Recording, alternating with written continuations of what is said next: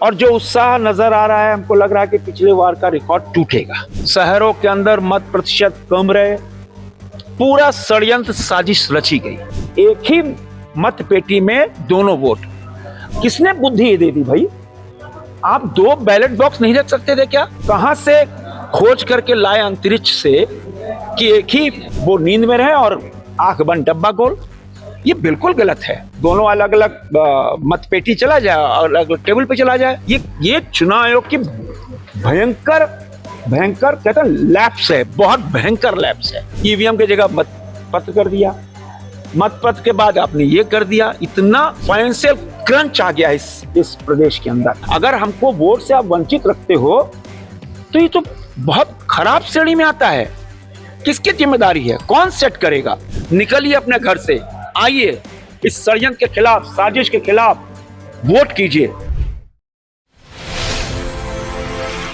नगर निकाय चुनाव में मेयर व पार्षद पद के लिए अपना मत डालने पहुंचे केंद्रीय रक्षा राज्य मंत्री व रांची के सांसद संजय सेठ ने मतदाताओं के उत्साह के प्रति संतोष जताया। साथ ही उन्होंने कहा कि राज्य सरकार ने जानबूझकर मतदाताओं को परेशान करने की पूरी व्यवस्था की और नगर निकाय चुनाव को प्रभावित करने का प्रयास किया। बावजूद इसके मतदाता बढ़ चढ़कर अपनी नगर की सरकार चुनने को निकले हैं, जो लोकतंत्र के लिए एक सकारात्मक पहलू है। देखो, जो सुबह से उत्साह हम देख रहे हैं, पूरे रांची और पूरे झारखंड में गजब का उत्साह है, क्योंकि अपनी तीसरी सरकार चुनने जा रही है सूबे की जनता।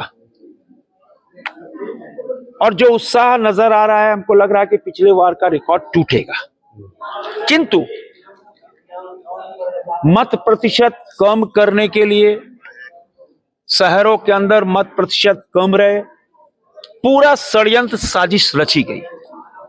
आप देखो, मैं जब वोट देने गया तो लगभग 15 मिनट हमको लगे, लाइन में था।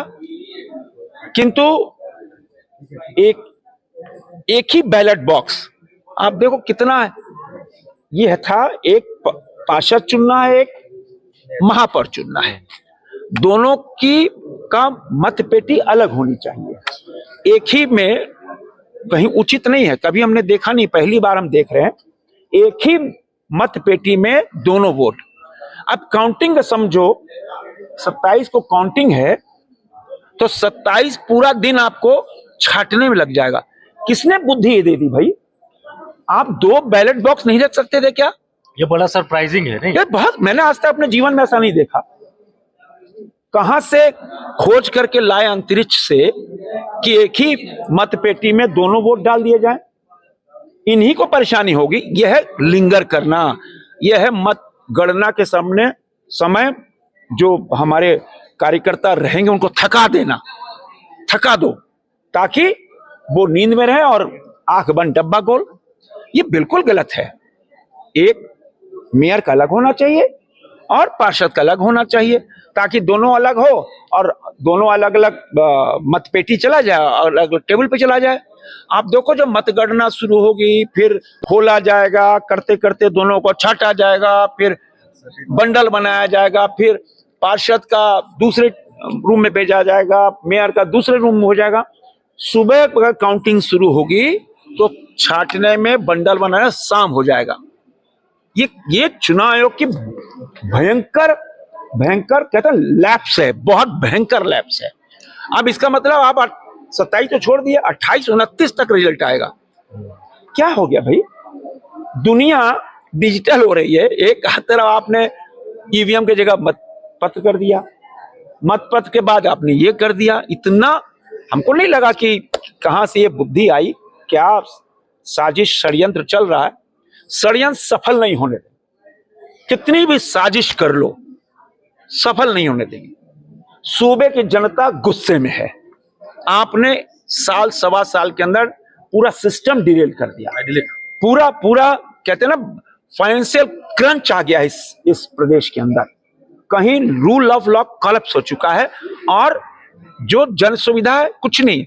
इसीलिए सूबे की जनता इस बार भारतीय जनता पार्टी समर्थित उम्मीदवार को भारी बहुमत से जिताने जा रही है। मैं आपके माध्यम से अपील करता हूं, अपने अपने घरों से निकलिए, और घर से निकल, आज बहुत बड़ा त्योहार है, आज तो सभी जगह छुट्टियां हैं।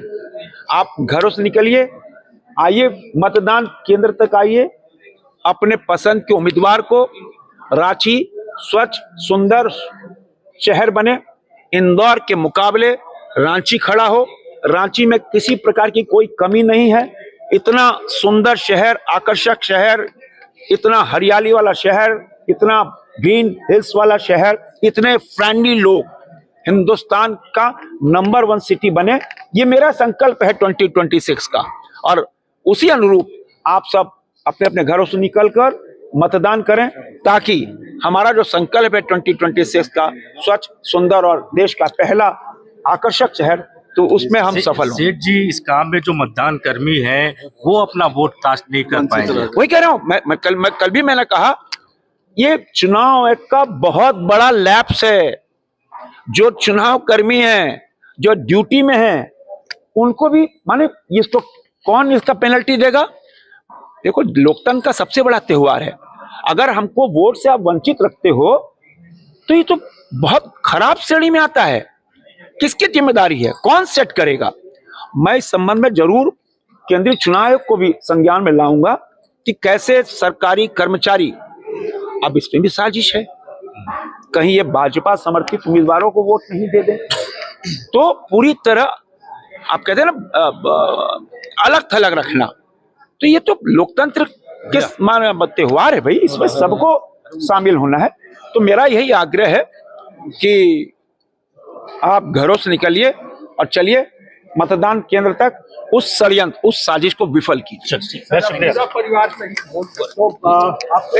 से लेकर आज तक मैं अपने 1983 में मेरी शादी हुई, लेकिन उसके पहले माता पिता के साथ जितने भी चुनाव हुए, अपने माता पिता के साथ, अपने पत्नी बच्चों के साथ वोट देने आ रहे हैं।